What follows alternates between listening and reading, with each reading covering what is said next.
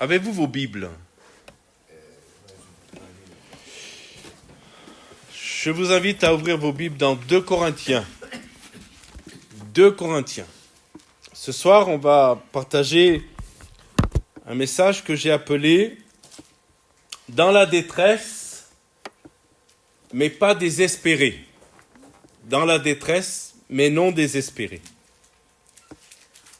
J'ai tiré ce titre de 2 Corinthiens chapitre 4. On va lire le verset 8 seulement. Il est dit « Nous sommes pressés de toutes parts, mais non écrasés, dans la détresse, mais non désespérés. » Il y a des jours que nous pouvons traverser dans notre vie et dans notre marche avec le Seigneur, où la vie ressemble à une équation dont on a perdu toutes les règles. On regarde les circonstances de nos vies, on regarde l'état d'une relation peut-être, on regarde notre compte en banque, en quête de quelque chose et on ne voit pas d'issue. On ne comprend pas où Dieu est dans tout ce que nous sommes en train de traverser. On se pose la question, mais tu es où, Seigneur, dans ce que je suis en train de traverser? Et ce soir, je voudrais m'arrêter sur une phrase, une partie de cette lecture que nous venons de faire. Parce que je crois que parfois nous vivons la première partie dans la détresse. Et je crois que nous connaissons cette première partie de ce texte. Mais on a du mal à croire la seconde partie, dans la détresse, mais non désespérée. Nous allons voir ce soir au travers de la parole de Dieu, mais aussi au travers de quelques exemples dans l'Écriture. Nous allons nous rendre compte, et c'est quelque chose d'assez extraordinaire, que notre Dieu est le spécialiste pour ouvrir des chemins là où il n'y en a pas. C'est un spécialiste. Pour donner une issue là où on est dans l'impasse. Et je voudrais commencer justement par cette notion de l'impasse. On va faire un peu de grec, alors ne vous inquiétez pas, c'est pas des grandes choses, mais dans le grec, le mot « nous sommes dans la détresse », une autre version dit « nous sommes dans l'embarras », et le mot « aporéo », à pas confondre avec « apéro », « aporéo », et c'est de la famille de aporia. Et pourquoi je dis aporia? Parce que dans le mot grec, vous savez que Paul a choisi les mots. Bien sûr inspiré par le Saint-Esprit, mais les mots sont choisis. Et dans le grec, ce mot aporia veut dire littéralement être dans une impasse, ne trouver aucune sortie. Et c'est intéressant parce que en grec ancien, c'était d'abord un terme géographique. Lorsque le voyageur arrivait devant un précipice et qu'il ne savait plus comment continuer, eh bien c'est ce mot qui était employé. Imaginez la scène, vous êtes en train de marcher et vous êtes au bord d'un précipice et vous ne pouvez plus continuer. Et c'est ce mot qui était utilisé. Socrate, en philosophie, utilisait ce mot pour parler de ce moment où l'esprit humain bute contre une question sans réponse. Je ne sais pas si ça vous est arrivé, d'avoir des questions et pas avoir de réponse. Et Paul, lui, l'utilise pour une expérience spirituelle. Il parle d'ailleurs de son expérience réelle. Si vous connaissez la vie de Paul, vous savez qu'il a eu une vie difficile, un ministère difficile. Il a été fouetté, lapidé, emprisonné, naufragé, rejeté. Et s'il y en est un qui connaît aporia, cette notion d'être dans une impasse, c'est bien lui. Il sait ce que c'est que d'avancer dans une direction et de se trouver face à un mur, de reculer et de se retrouver face à un autre mur, d'être comme dans un labyrinthe dont on n'aperçoit pas la sortie. Et ça, mes frères et sœurs, ça peut nous arriver, nous, tout enfants de Dieu que nous sommes. On a l'impression qu'on est dans un labyrinthe. On essaye de trouver la sortie, on ne la trouve pas, et on se sent coincé dans une situation dans laquelle nous sommes enfermés et emprisonnés. Il y a un homme dans la Bible, je ne sais pas si vous vous souvenez de lui, c'est Joseph. Vous vous souvenez de Joseph ? Qui a connu cette expérience-là d'une manière presque insoutenable. Vous savez que cet homme, quand il était jeune, adolescent, il a reçu une vision, il a vu un rêve. Et il a expliqué son rêve à ses frères. Il a vu une promesse, il a vu, c'était pas rien quand même, ses frères se prosternaient devant lui et même son père se prosternait devant lui. Et voilà l'avenir que le Seigneur lui a décrit, un avenir glorieux, merveilleux. Il se levait certainement chaque matin avec la conviction que Dieu allait faire de grandes choses pour lui, parce que Dieu lui avait dit. Et puis en quelques jours, tout s'est effondré. Ses rêves se sont pas accomplis rapidement. Ses frères l'ont saisi, vous connaissez l'histoire. Ils l'ont dépouillé de sa tunique.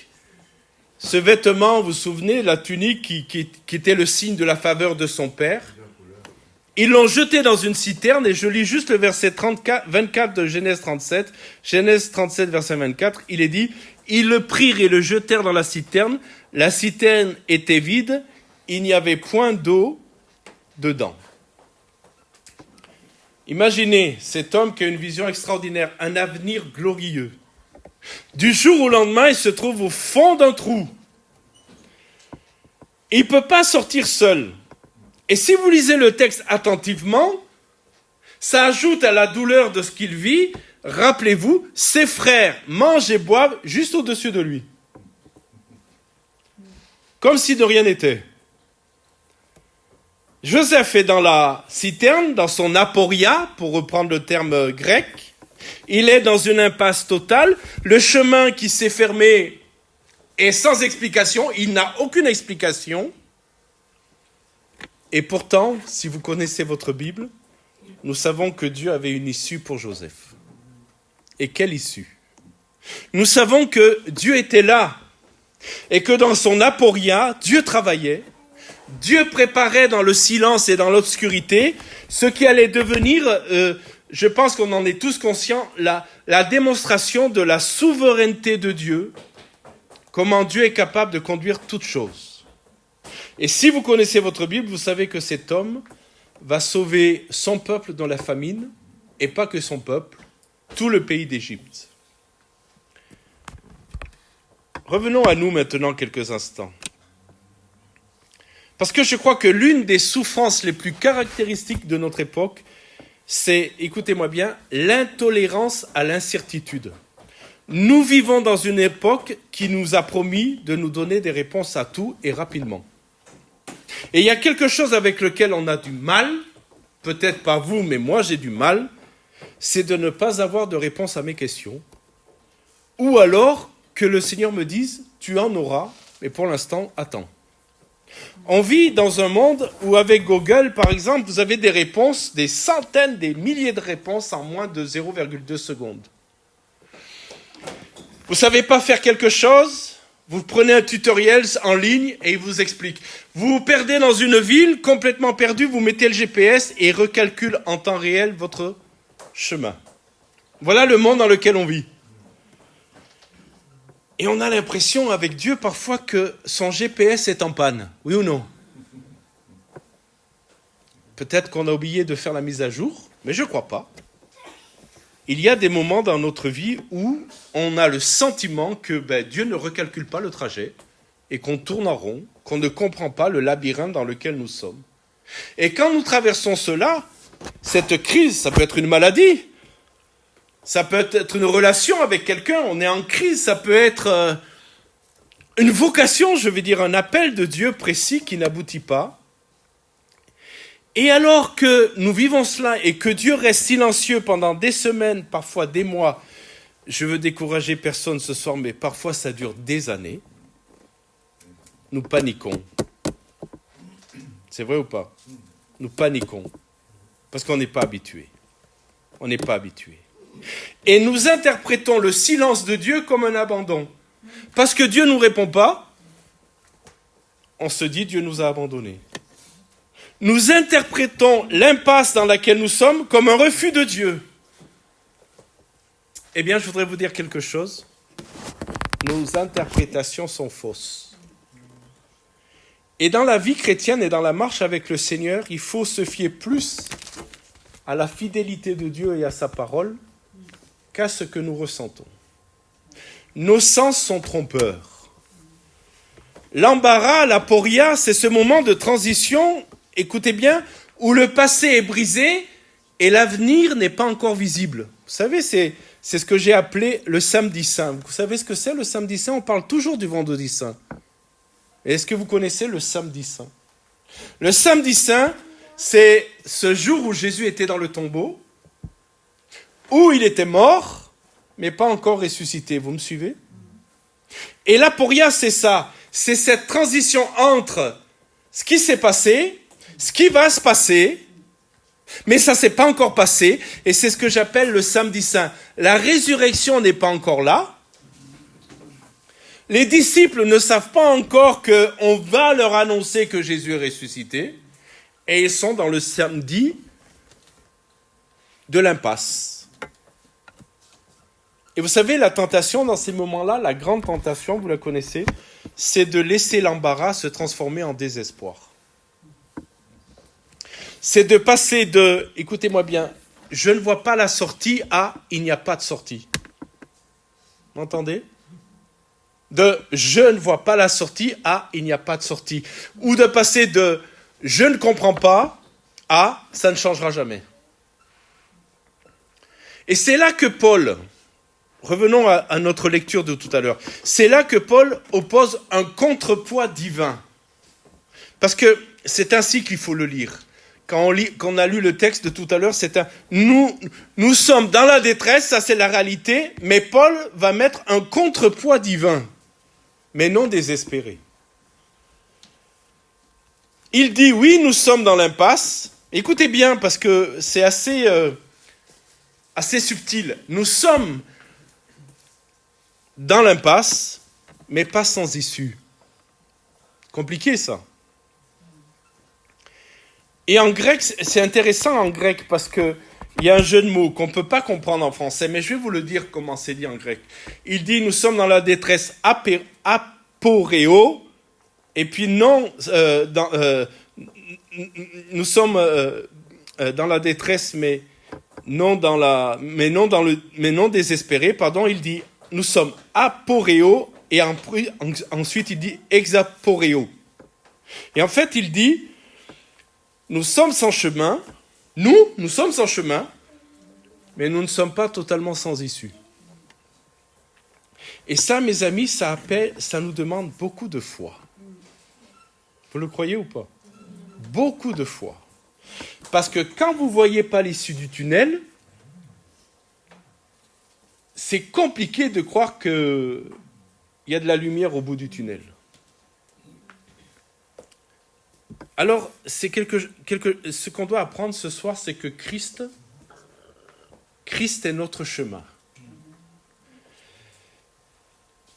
Ce que je dis là, ça semble évident, mais c'est facile à formuler, mais c'est beaucoup plus dur à vivre.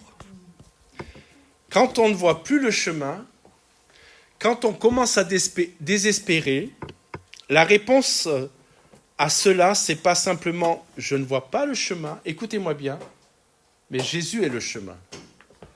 Est-ce que vous comprenez cette subtilité? Je ne vois pas le chemin, mais Jésus est le chemin. Vous connaissez peut-être toute cette image que je vais vous décrire rapidement. Imaginez que vous êtes dans la nuit, il y a un brouillard épais, vous êtes sur une route de campagne et vous devez bien sûr vous rendre chez vous. Vous ne voyez pas plus loin que 2 mètres de votre capot. Qu'est-ce que vous faites? Vous savez ce qu'on fait? On ne fixe pas le paysage au loin. On ne cherche pas à voir la destination. C'est impossible. On fixe les lignes blanches juste devant soi.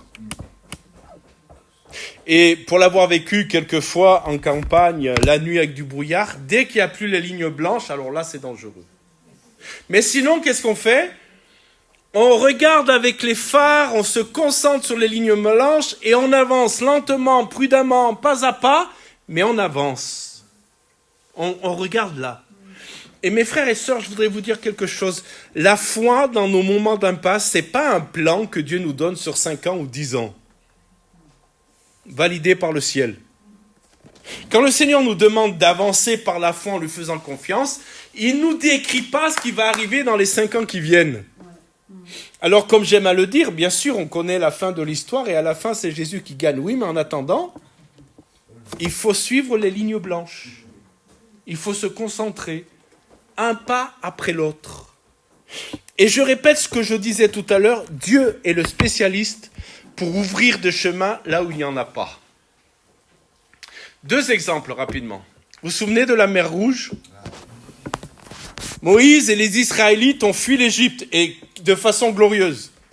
Ils ont tellement, et les Égyptiens veulent tellement plus des Israélites qu'ils leur donnent même ce qu'il faut pour partir. Et à un moment donné, voilà qu'ils sont confrontés à la mer Rouge, leur aporia, leur impasse. Et face à la mer Rouge, il y a Pharaon qui arrive avec son armée.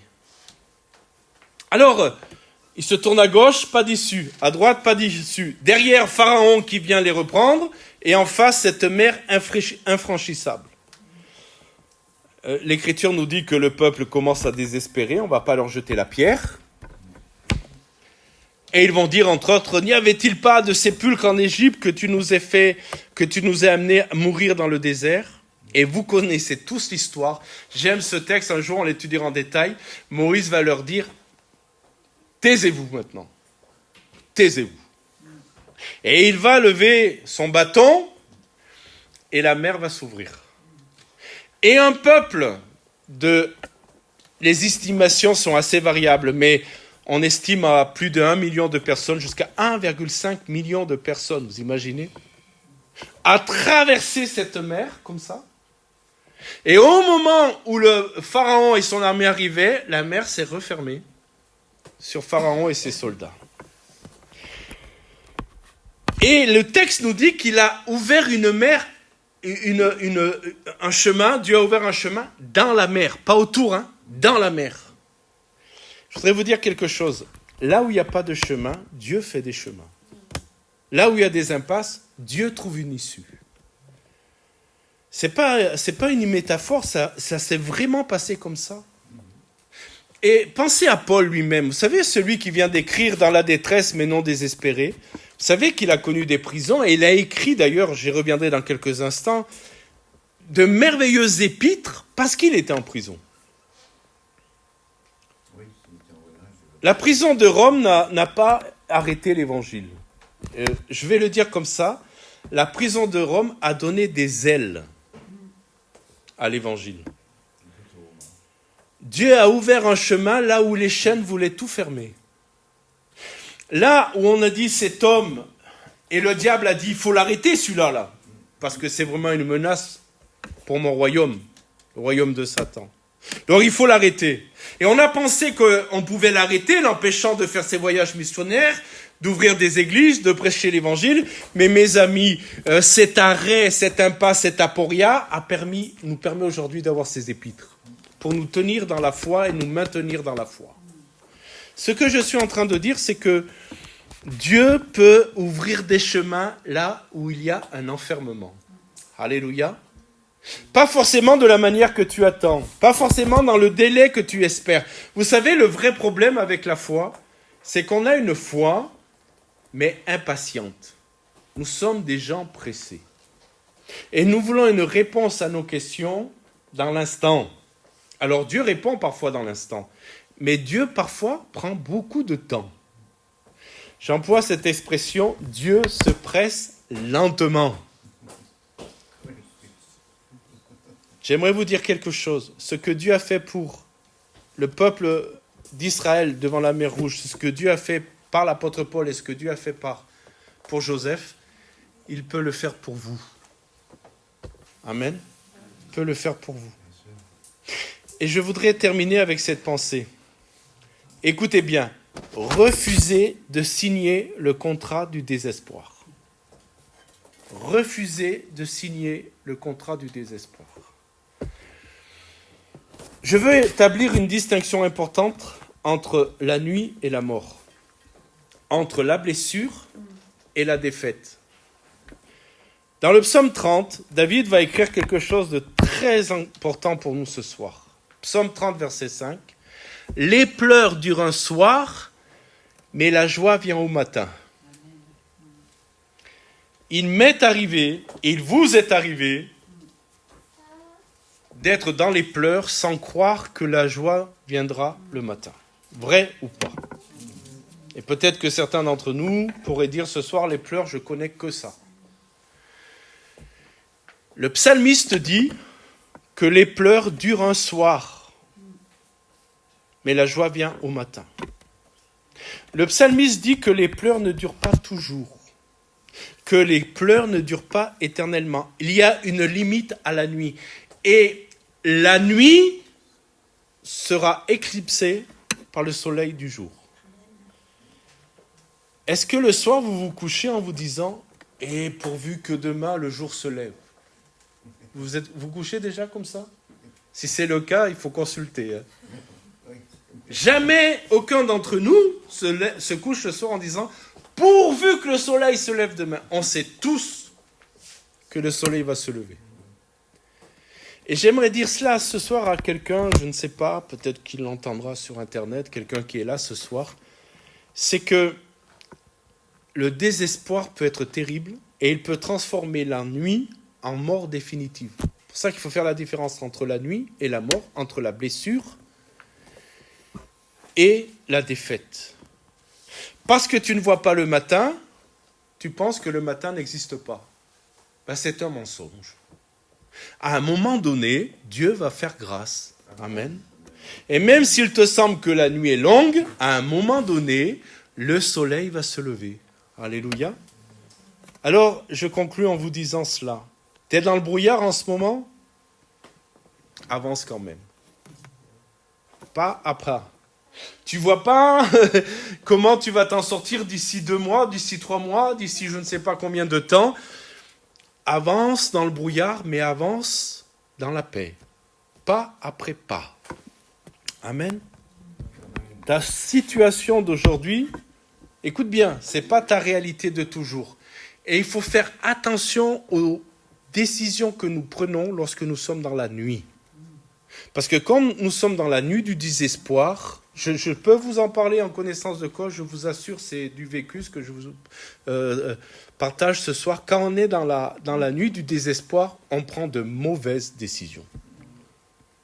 Parce que le diable est arrivé à nous mentir. Parce que le diable est arrivé à nous faire croire qu'on est dans une impasse. Je vais vous le dire comme ça, j'ai l'impression je pense que le Seigneur sourit de nombreuses fois quand il voit qu'on s'agite dans tous les sens et que lui, de sa hauteur, il voit déjà l'issue. Vous me suivez là?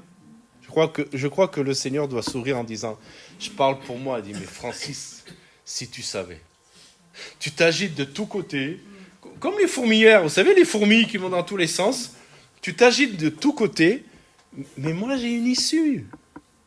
Tu es dans la nuit, mais le matin vient.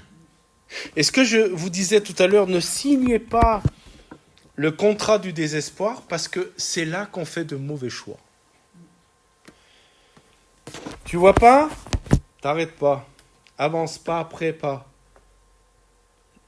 Lis ta parole. Tu vas me dire, oui, mais en ce moment, je lis la parole, elle ne me parle pas. Lis ta parole. Lis-la.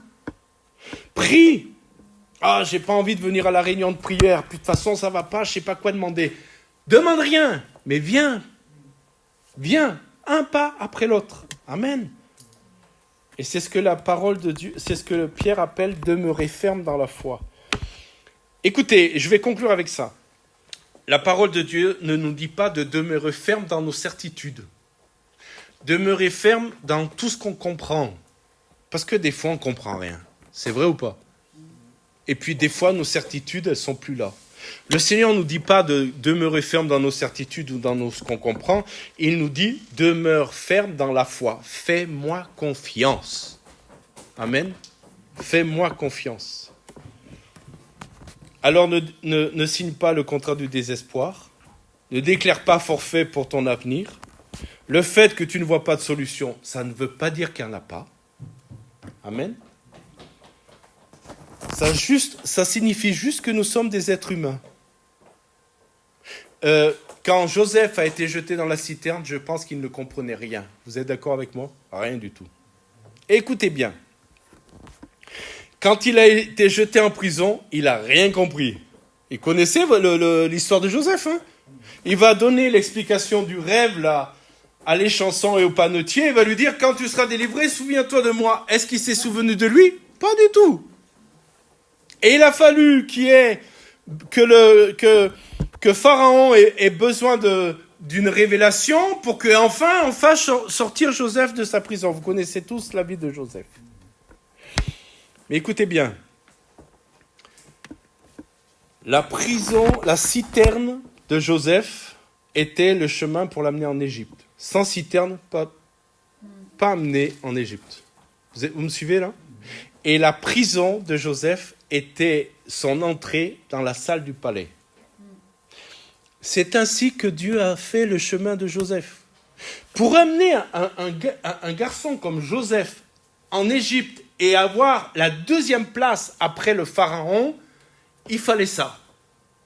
Alors lui, il a vu la vision, il a vu que ses frères se prosternaient. Lui, il a vu le happy end. Mais entre aujourd'hui et le happy end, il y a tout le reste au milieu. Et nous, on veut voir la fin du film avant d'avoir même commencé. Mais Dieu conduit toutes choses. Rappelez-vous, la citerne, c'était le chemin pour l'Égypte, et la prison, c'était l'entrée de Joseph dans le palais de Pharaon. Alors, cette semaine, quand le doute viendra te chuchoter, tu es coincé, c'est fini, réponds avec cette vérité que Paul a gravée dans cette lettre. Je suis dans la détresse, oui, mais pas désespéré. Amen. Je suis dans la détresse, mais pas désespéré.